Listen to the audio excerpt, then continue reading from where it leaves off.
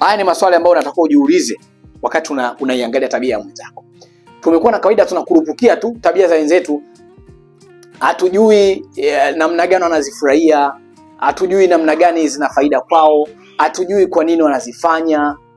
Si ndio? Sasa kabla hujaishambulia tabia mwenzako, hakikisha unajua, je, inaweza kubadilika? Ina athari gani? Anaipenda kwa kiasi gani?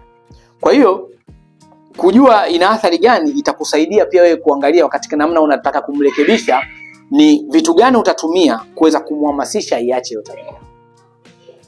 Sio, nielewa?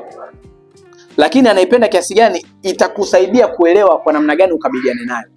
Unajua kupambana na mtu anayependa kitu ambacho kipo kwenye damu, ina approaching yake, ina namna yake ya kumuendea. Usikurupuke ukamuendea kama ni kitu tu kimetokea jana ama ni tabia ya juzi.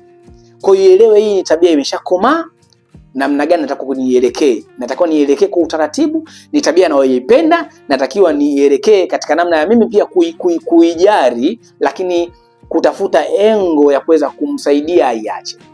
Kwa utajua namna ya kuiendea na isiwe ile yani mimi ukaichukulia poa. Hapana. Lakini je, anaweza kubadilika? Kwa katika namna utakavyojitahidi katika hizo njia za kumbadilisha, utagundua anaweza akabadilika ama hawezi kubadilika. Mfano, ukigundua kwamba hawezi kubadilika, si ndio?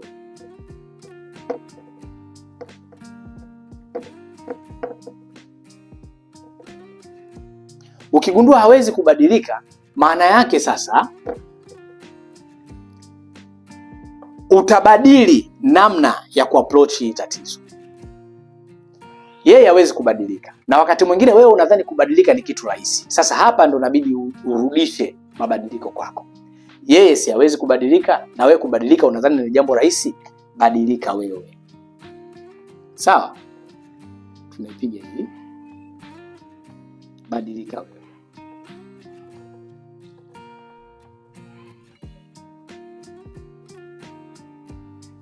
Yeye hawezi kubadilika. Badilika wewe. Unabadilikaje wewe? Unabadilika katika namna ya utakavyolichukulia hilo tatizo. Tukumbuke juu ya kiasi. Kiasi kinamaanisha kukubaliana na madhaifu ama mapungufu ama haiba ya mwingine. Haijalishi wewe ndio uwe perfect, unachokihitaji kiwe sawa tu.